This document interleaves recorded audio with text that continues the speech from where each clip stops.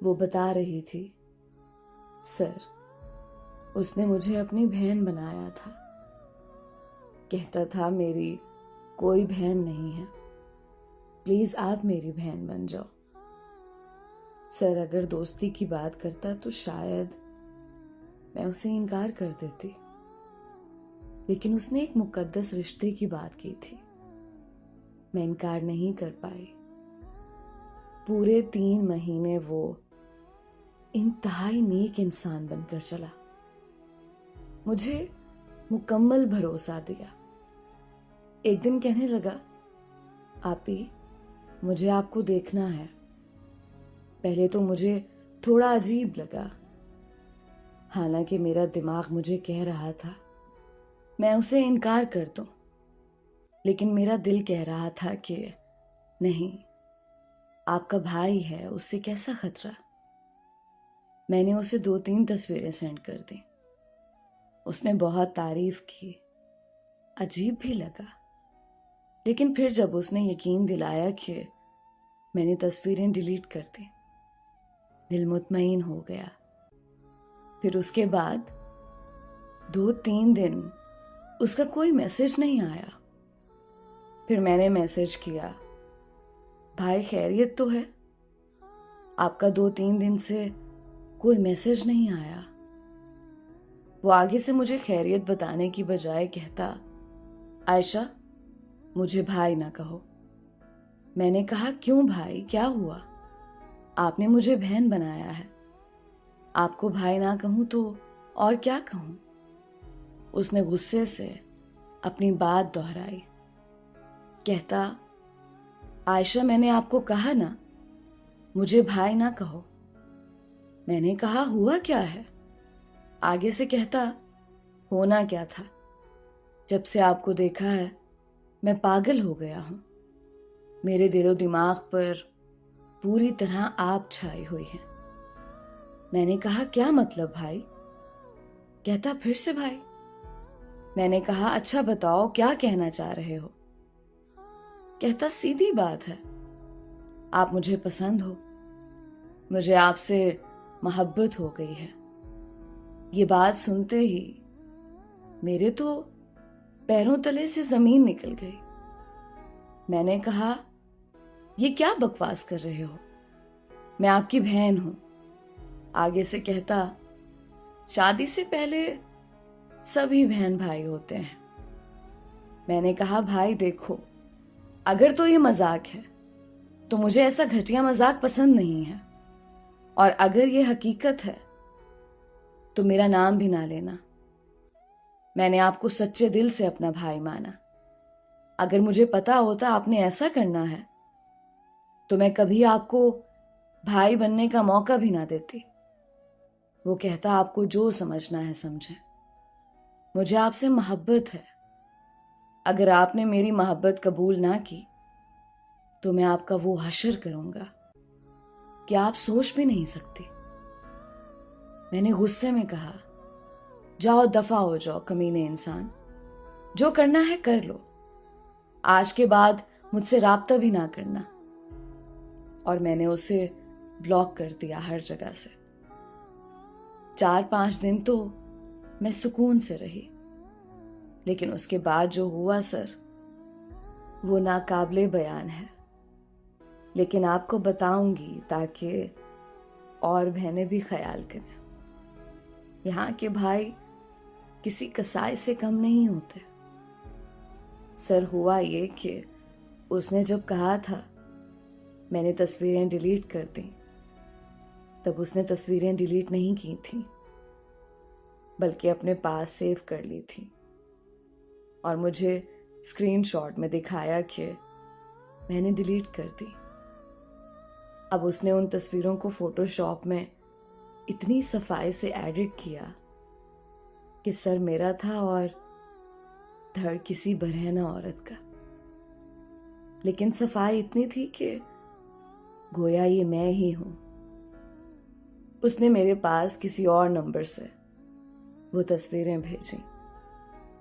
पहले तो मुझे यकीन ही नहीं आया, फिर जब गौर से देखी तो मेरी टांगों से एकदम जान ही निकल गई और मेरा दिमाग सुन्न हो गया।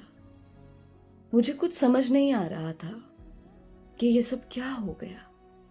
खैर, थोड़ी देर बाद जब मुझे थोड़ा सा होश आया तो मैंने उसे कॉल कर कर गुस्से से बोला, भाई ये सब क्या है? आगे से कहता, क्यों तुम अंधी हो, तुम्हें नजर नहीं आता? मैंने रोते हुए कहा, भाई मुझे आपसे इस हद तक गिर जाने की उम्मीद नहीं थी। आखिर ये सब क्यों किया? आगे से कहता, ज्यादा नाटक करने की जरूरत नहीं है। या तो मुझसे मोहब्बत करो या फिर मैं ये तस्वीरें वायरल कर दूंगा। मुझे फिर गुस्सा आया। मुझे लगा कि अगर मैं उसकी मिन्नतें करूंगी तो ये और सर पर सवार होगा। मैंने गुस्से से कहा, जाओ जो करना है कर लो, कर दो वायरल, मैं नहीं डरती आपसे। उसने उसी वक्त कॉल काटी और मुझे 2 मिनट बाद स्क्रीनशॉट भेजा जिसमें मेरी एक तस्वीर अपलोड की हुई थी फेसबुक पर। मैं बहुत डर गई। मैंने उसे फिर कॉल की और जोर जोर से रोने लगी, गिड़गिड़ाने लगी, खुदा का वास्ता है मेरी तस्वीर डिलीट कर दो, जो कहोगे करूंगी। वो हंसते हुए कहता, वादा करो। मैंने कहा, वादा करती हूं। उसने कॉल बंद कर दी और स्क्रीनशॉट सेंड किया और बोला, देखो मेरी जान, कर दी डिलीट। मैंने कहा, शुक्रिया, दोबारा ऐसा ना करना। कहता, अगर मेरी बात मानोगी मैं कभी ऐसा नहीं करूंगा। मैं मजबूर हो गई। दिन रात उसकी फजूल बातें सुनती। एक दिन कहने लगा, मेरी जान, मैंने आपको वीडियो कॉल पर देखना है। मैंने पहले तो इनकार किया, लेकिन उसने फिर से धमकी दी, करो कॉल वरना। मैंने डरते डरते कहा, अच्छा आप करो कॉल। जब वो सामने आया, पहले तो कुछ देर मुझे गौर से देखता रहा, फिर एकदम कहता, ये सीने से अपना दुपट्टा हटाओ। अब मुझे पक्का यकीन हो गया कि आज मेरी इज्जत की खैर नहीं।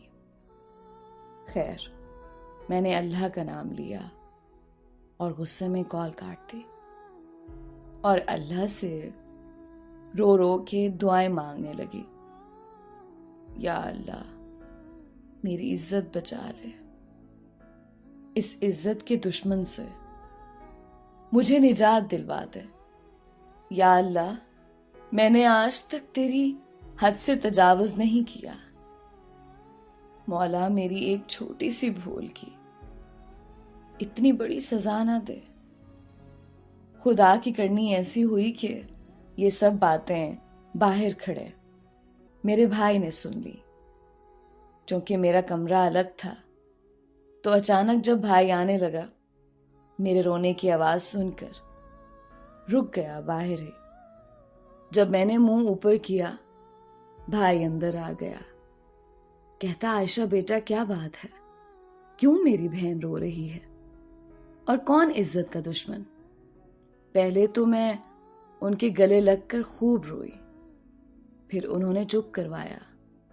आयशा बेटा बताओ क्या बात है? उन्होंने मेरा हाथ अपने हाथ में ले लिया। मुझे काफी हौसला मिला। खैर, मैंने उन्हें सारी बात बताई। पहले तो उन्हें काफी बुरा लगा।